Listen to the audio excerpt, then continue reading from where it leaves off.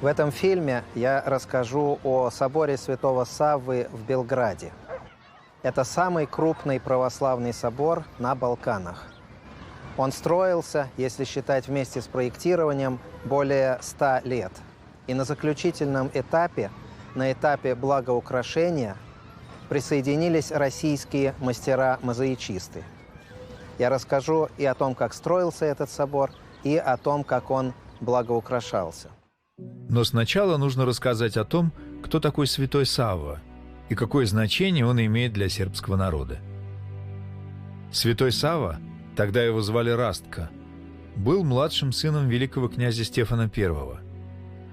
У родителей были определенные планы на его брак, однако случилось так, что Растко стал мечтать совсем о другом. Наша связь сформировалась не вчера. Наши связи с русским народом начинаются со святого Саввы, благодаря русским монахам, которые в то время приезжали в Сербию. Для святого Саввы это была возможность познакомиться с русским монашеством. И он, молодой человек, 16-17 лет, настолько проникся рассказами одного из иноков, что тайно оставил дом своих родителей и ушел вместе с ним в русский монастырь на Афоне Русик. Зная, что за ним будет погоня, он отдал свои вещи игумену и в тот же день принял постриг, к большому сожалению своих родителей, у которых он был любимым сыном. Но они это приняли как волю Божию. История сербского княжича поразила современников. Гражданин Великого Новгорода Добрыня Ядрейкович в 1200 году ходил в Царьград и написал книгу «Паломник», в которой упомянул и Савву Святогорца. Добрыня Ядрейкович говорит, что когда он был в Евергетитском монастыре Богородицы в Константинополе, то узнал, что там жил сербский принц Сава Неманич, до того, как уйти на Святую Гору. Добрыня Ядрейкович был будущим новгородским архиепископом. То есть мы можем видеть, что в самом начале XIII века имя святого Саввы уже широко разнеслось по славянскому миру. Около 1196 года Савва написал своему стареющему отцу, чтобы тот передал правление наследникам и перебрался к нему на Святую Гору. Князь согласился, принял постриг с именем Симеон, и вдвоем они начали создавать на Афоне сербскую обитель, монастырь Хиландар, где отцу и суждено было упокоиться. А Савва продолжил главное дело его жизни – дело объединения сербских земель, становления государства и укрепления его позиций во внешней политике. В 1219 году он стал первым архиепископом автокефальной сербской церкви. Что делает святой Савва? Православный Восток в тот момент был раздавлен крестоносцами-католиками. А он выбирает слабую сторону – православие. Государство, дипломатия – это что-то совсем другое. Святой Савва ввел сербский язык как норму сербской культуры, как национальный вариант старославянского языка Кирилла и Мефодия. Он не остановился только на этом. Он принялся за подтверждение автокефальности сербской православной церкви на более широком вселенском уровне. С этой точки зрения мы можем рассматривать и его посещение всех крупных восточных патриархий наряду с Цареградской. Это прежде всего Иерусалимская патриархия, мать всех церквей. Приехав в Иерусалим в 1229 году, святой Савва встретился с иерусалимским патриархом Афанасием II. Они вдвоем служили литургию у гроба Христова, что по сути является высшим признанием автокефальности сербской церкви. Святитель Савва – духовный отец всего нашего народа, нашей духовности, культуры, медицины, дипломатии и права. Всего того, что составляет основы независимого государства и церкви. Святой Савва, можно сказать, заложил фундамент всему этому. И по этой причине храм святого Саввы представляет собой дар благодарности, обет верности сербского народа святому Савве. В 1459 году Сербия была завоевана турками и на протяжении последующих 350 лет находилась под властью Османской империи. когда русская церковь и русский народ были под татарским игом, церковные утвары и так далее, получали с юга, от южных славян, Сербия, Болгария. Ну, потом мы все попали под турецкое иго, а из татарского ига вышла Россия победительницей. И тогда все пошло наоборот. Все прекрасные Евангелия, иконы, облачения, разные предметы церковного употребления, все это подарки из Русской Православной Церкви. В то же самое время такой духовный, культурный обмен все время шел в обоих направлениях. Но и в трудные века османского ига почитание святого Саввы в сербском народе не прекращалось. В 1594 году сербы, ведомые церковью и своим патриархом Иоанном, подняли восстание против турок. Согласно тогдашним источникам, они несли знамена с ликом святого Саввы. И чтобы наказать их, турки приносят мощи святого Саввы из монастыря Милешева с юга Сербии сюда, в Белград. И здесь сжигают, чтобы дым и пламя были видны с той стороны Дуная. Это место стало святым, местом памяти, местом, где собирался народ в последующие века и собирается вплоть до сегодняшнего дня. Там, где жертва, где страдания, там и память. Такие события, как сожжение мощей святого Саввы, связывают нас намного крепче, чем победа и триумф. Сербия обрела независимость в 1878 году, а в 1894, ровно через 300 лет после сожжения мощей основателя сербской церкви, было решено построить храм святого Саввы на той самой площади, где турецкий визирь Синан-паша совершил это кощунство. После распада Австро-Венгрии на Балканах возникает новое государство – королевство сербов, хорватов и словенцев, в дальнейшем королевство Югославия. Правительство молодой страны возвращается к идее возведения мемориального храма, которое было прервано Первой мировой войной. В 1925 году объявляется новый конкурс проектов. Среди сербских архитекторов, специалистов и вообще в сербском народе были достаточно резкие мнения о том, как должен выглядеть новый храм и чему он должен служить. Тут были разные идеи. Говорилось, например, что храм должен быть в стиле сербского средневекового зодчества. Однако общество по строительству храма святого Саввы и патриарх хотели, чтобы собор был похож на Константинопольский храм Святой Софии. В начале 30-х годов, когда Турция была уже не империей, а республикой, Американский византологический институт получил разрешение заниматься интерьерами храма Святой Софии, то есть открытием, расчисткой и реставрацией мозаики и фресок.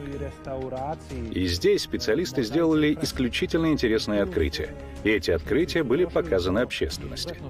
Особенно был интересным конгресс византологов, состоявшийся в Софии в 1934 году. Это, конечно, повлияло на проектировщиков храма Святого Саввы. Долгие годы длилось проектирование собора. Много проектов было представлено, один проект сменял другой, но, наконец, в 1935 году началось строительство.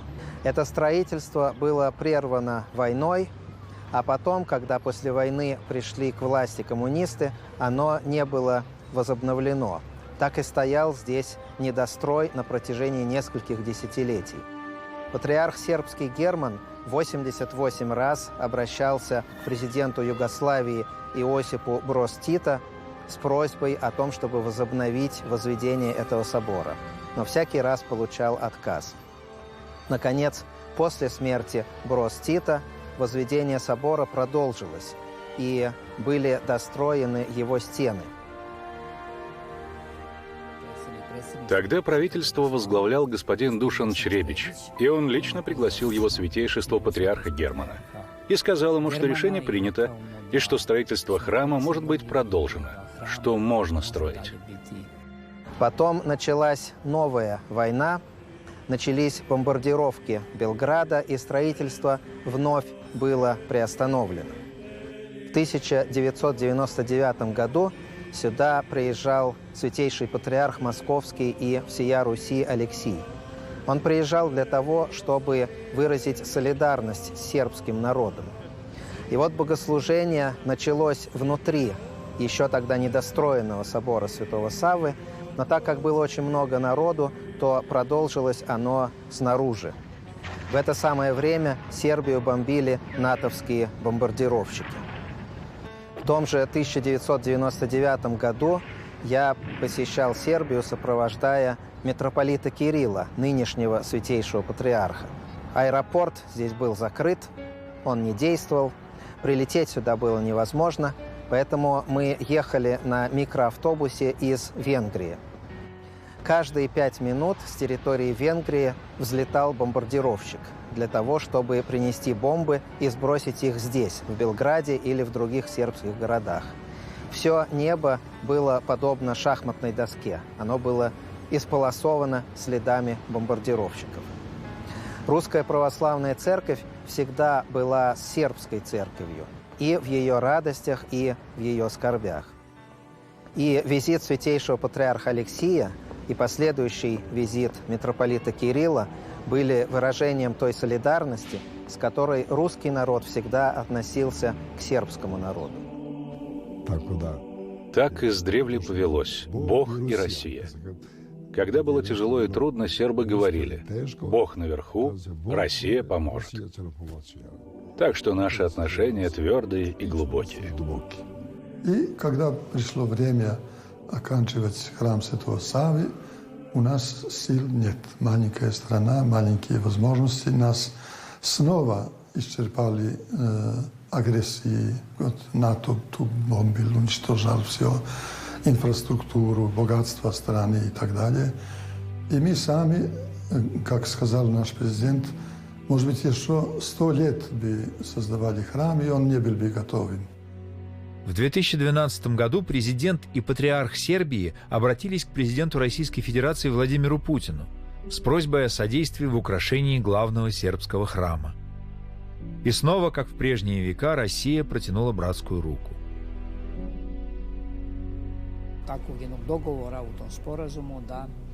Благодаря этому соглашению русские представители, российское государство взяли на себя обязательство помочь нам в том, чтобы этот храм наконец был завершен и украшен.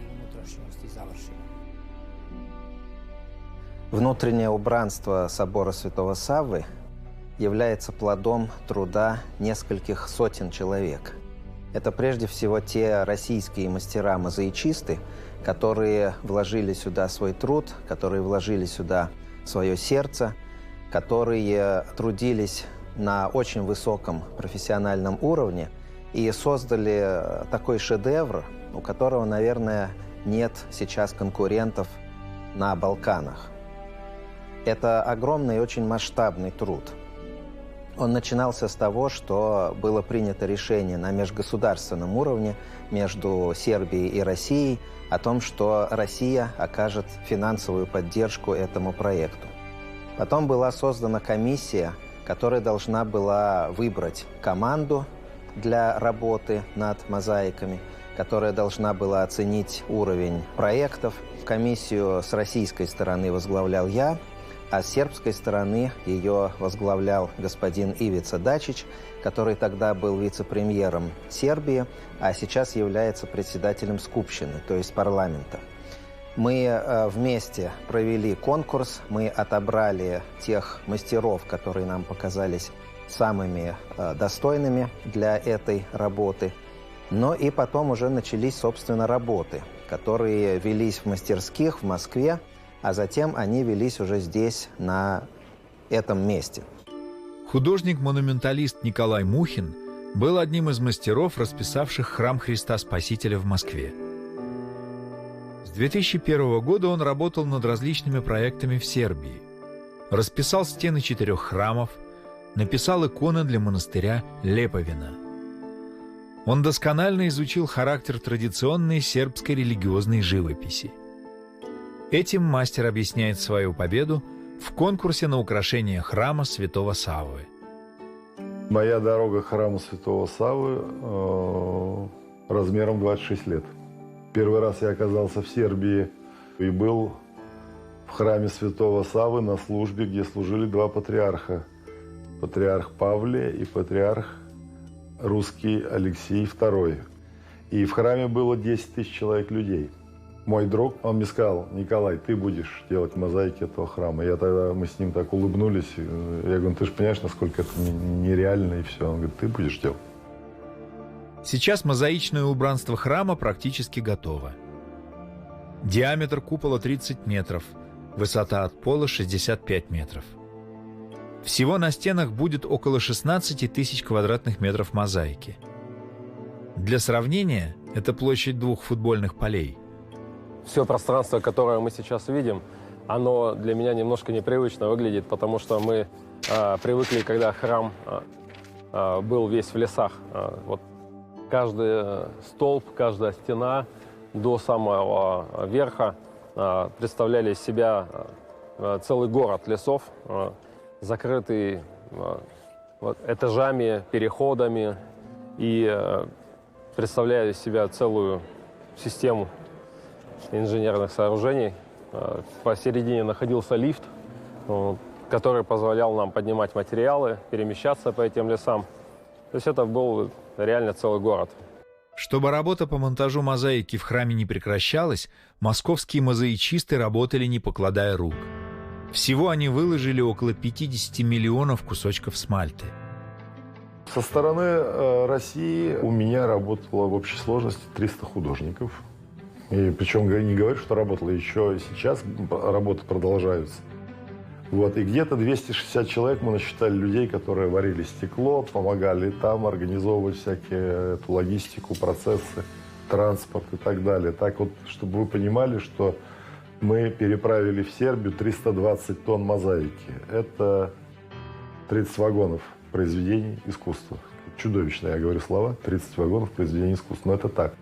Это такие ящики, палеты, в которых 200 килограмм вот этих ковриков мозаичных.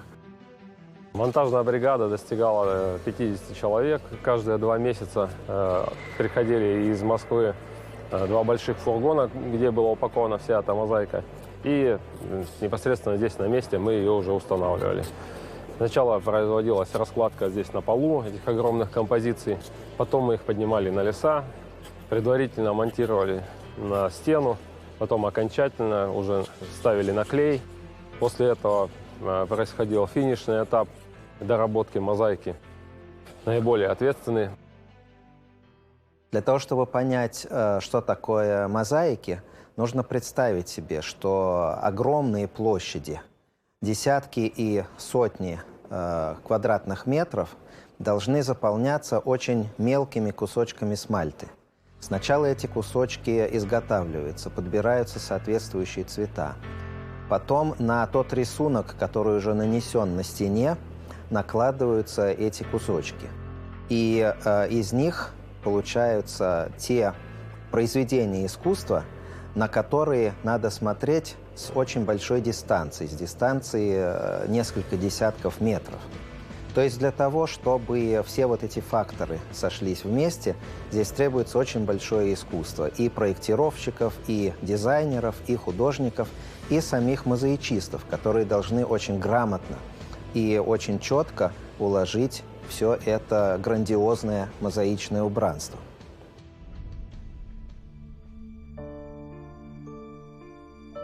Это традиционная мозаика. Это цветное стекло, которое варится в печах. Это сусальное золото, которое запаивается с 2 сторон стеклом. И вот это все потом пилится, режется, колется на кусочки тессера. Здесь ничего нового нет. Как в VI веке делали, так и сейчас мы делали все то же самое. Начало монтажа мозаики происходило на куполе, композиция Вознесения. И первым элементом, который был смонтирован, является крест, в который закладывал камень патриарх Ириней. С этого начался монтаж.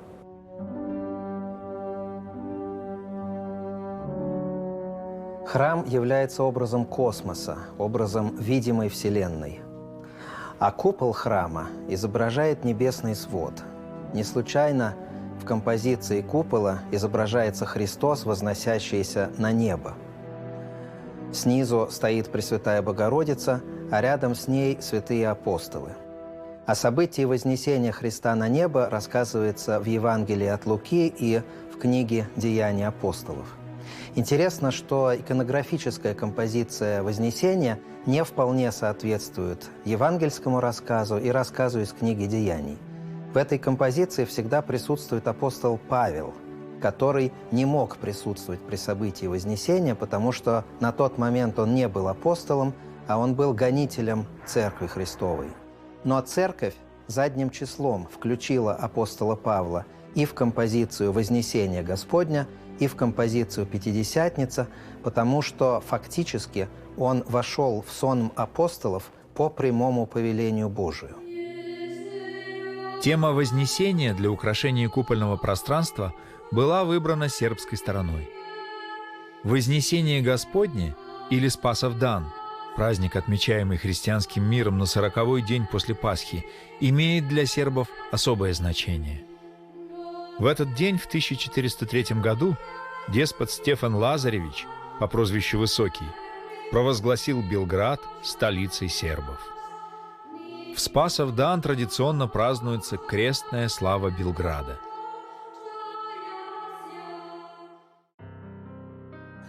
Этот храм воплощает в себе все то, что было в истории многострадального сербского народа. И поэтому его красота и его величие являются определенным призывом защищать и сохранять то, что нам осталось в наследство. Это то, что может быть ответом всем тем, кто спрашивает: разве вам нужен такой храм? Такому маленькому народу, такому небольшому по сравнению с другими в православной семье. Да, нужен, еще как нужен. Это и радость, и победа всего нашего народа. Алтарная апсида – это смысловой центр храма. Когда вы входите в храм, когда вы молитесь в храме, вы обращены лицом к алтарю. И вы видите прежде всего то, что изображено на стенах алтарной апсиды.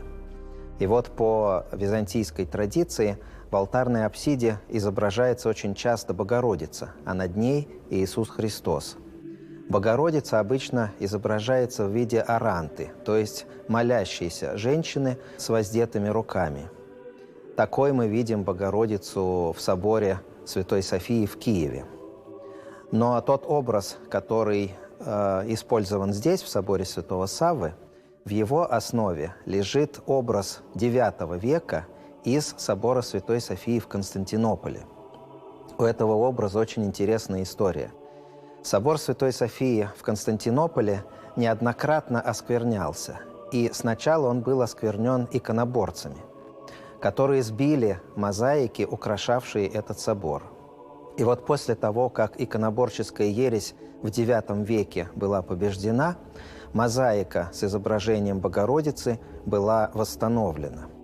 Сохранилась проповедь святого патриарха Фотия, который рассказывает о том, как это происходило, и который говорит, что во времена иконоборчества храм, лишенный своего внутреннего убранства, лишенный образов Христа, Богородицы и святых, был подобен невесте Христовой, которую раздели, ограбили, с нее сняли серьги, с нее сняли украшения и ее опозорили и обесчестили.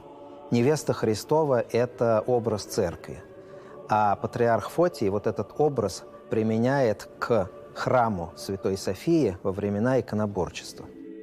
Но вот, к сожалению, в совсем недавнее время храм Святой Софии был снова превращен в мечеть, но собор Святого Саввы в Белграде становится своего рода новой Софией Константинопольской. Вот если мы приходим сюда, мы можем видеть, как бы выглядела Святая София изнутри, если бы она оставалась христианским храмом. Конечно, для нас, христиан, она навсегда останется христианским храмом, потому что это храм, который посвящен Христу, Софии, премудрости Божией. Но теперь здесь, в Белграде, мы можем увидеть, как бы выглядел этот храм. Изобразительный ряд православного храма – это священное писание. переданное в данном случае мозаиками. Более 1000 персонажей можно увидеть на стенах храма Святого Саввы. Сценарий сюжетов составлен на основе пожеланий сербской стороны с учетом византийских традиций. Главная сложность в подобного рода проектах – соблюсти пропорции изображения с учетом оптических искажений на больших расстояниях при взгляде снизу вверх. Можно сказать, что монументальное искусство – это точная наука, практически начертательная геометрия. Алтарная часть или купол – это криволинейные поверхности. Сначала я делал макеты в масштабе 1:10, то есть уменьшенные в 10 раз эти изображения. Потом с них снимаются кальки, потом делаются чертежи соответствующие, расклады для того, чтобы потом монтировать все это на реальную криволинейную поверхность, скажем, алтарной конхи. Это все сложный процесс, потому что размеры совершенно этого храма потрясающие, потому что вот для примера Спаситель в алтаре, поясное изображение, размах рук 17 метров 35 сантиметров, а голова 4 метра. Все это такой трудоемкий, тщательный процесс, который важен для того, чтобы потом, когда будет собираться мозаика, чтобы все оказалось именно в том месте, где она должно быть. Благодаря удачной конструкции самого храма, его внутреннее пространство позволило художникам расположить изображение таким образом, чтобы соблюсти соразмерность персонажей и обозначить смысловые приоритеты. Наверху алтарной апсиды изображен Христос Пантократор. И в основе этого образа лежат, опять же, византийские образы, такие, какие мы видим, например, в мозаиках Дафни или в сицилийских мозаиках в Монреале и в Чефалу. Здесь Христос изображен простирающим руки и благословляющим весь мир. Конструкция алтарной апсиды храма Святого Саввы в Белграде позволила избежать того дисбаланса между образами Христа и Богородицы, который иногда возникает в византийских храмах. Что мы видим в этих храмах? Мы видим очень высокую алтарную апсиду, где размещен огромный в полный рост образ Пресвятой Богородицы. А затем где-то уже в подкупольном пространстве на небольшом пятачке располагается небольшой образ Иисуса Христа. И когда человек стоит в храме, то он видит образ Богородицы, а для того, чтобы увидеть Христа, ему нужно задирать голову. Практически он его не видит.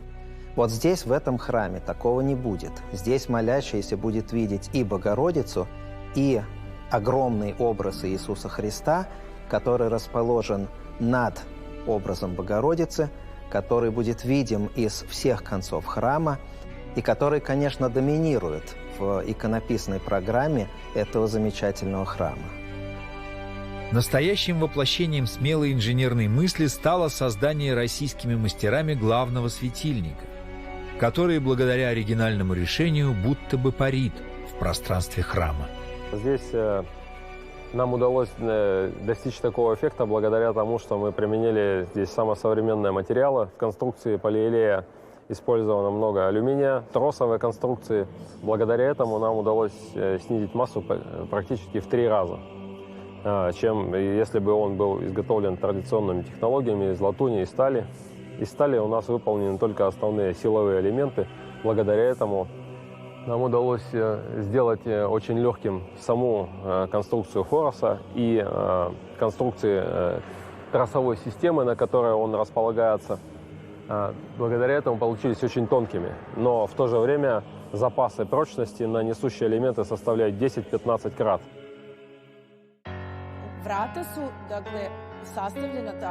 Двери сделаны таким образом.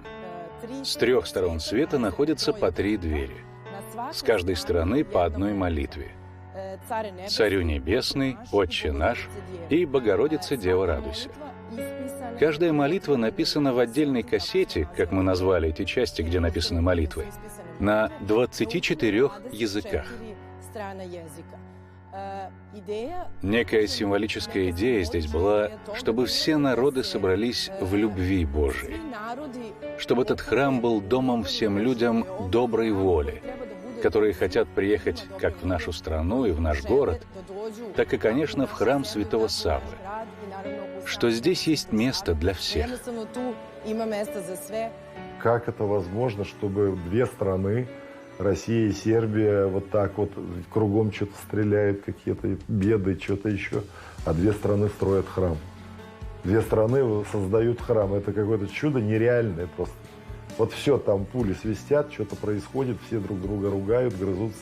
А две страны упорно, спокойно делают храм. И это вот проявление какого-то вот промысла, я считаю. Когда только начинались переговоры о внутреннем благоукрашении храма Святого Саввы, были люди, которые говорили: а зачем же такой дорогостоящий проект? Зачем нужно делать мозаики, когда храм можно украсить фресками, и это будет стоить гораздо дешевле? Но такие разговоры ведутся постоянно. Зачем вообще тратить деньги на благоукрашение храмов? Не лучше ли их потратить на социальные нужды? Дело в том, что церковь в течение веков вносила и продолжает вносить свой вклад в культурное развитие человечества. Церковь – это не просто музей, где экспонаты сохраняются, но церковь – это мастерская, где эти экспонаты создаются. И вот когда люди приезжают в Рим, куда они идут? Они идут смотреть собор Святого Петра. Когда они приезжают в Париж, они идут смотреть Нотр-Дам. Когда приезжают в Москву, идут смотреть Кремлевские соборы и храм Василия Блаженного. Когда люди будут приезжать в Белград, они теперь первым делом будут приходить в храм Святого Саввы и любоваться не только его внешним видом, но и уникальным внутренним убранством. Есть и еще один важный момент. Мозаика гораздо более долговечна, чем фрески. Вот, например, в итальянском городе Равенна сохранились мозаики V века. Прошло 15 веков, а они выглядят так, как будто бы их сделали вчера. Вот пройдет 15 веков, и наши потомки в каком-нибудь 35 веке будут приходить в храм Святого Саввы в Белграде и видеть то же самое великолепие, которое видим сейчас мы. Как долго продержится мозаика на стенах храма? Ответ на этот вопрос имеет научное обоснование. Материал, которым крепится мозаика, на каждый кусочек смальты выдерживает усилие и в 100, и в 200 килограммов на отрыв. Дело в том, что эту гарантию представляет из себя удельная прочность материалов, которую мы воспроизвели испытаниями сначала лабораторно, и потом здесь уже на месте фактически при проверке. Все механические показатели подтверждают то, что срок эксплуатации – вечность. Очень большое внимание проекту внутреннего благоукрашения собора Святого Саввы уделял покойный святейший патриарх сербский Ириней. Он лично многократно сюда приходил, следил за ходом мозаичных работ, общался с мастерами, общался с теми, кто проектировали мозаику. И его мечтой было совершить освящение этого храма совместно с патриархом московским и всея Руси Кириллом в присутствии президента Владимира Путина и президента Сербии Александра Вучича. Но этой мечте не суждено было осуществиться. Святейший патриарх Ириней умер от коронавируса, его отпевание совершалось в этом соборе, а погребен он в крипте собора Святого Саввы.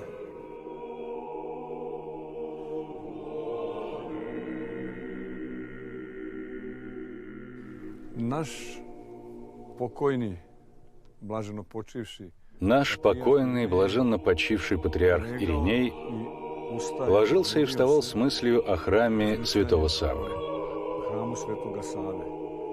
Его сокровенным чаянием, его мечтой было завершение строительства этого храма. Потому что храм Святого Саввы на Врачаре является печатью, подтверждающей выбор сербского народа, который звучит так: «Все за Христа. Христа не отдадим ни за что».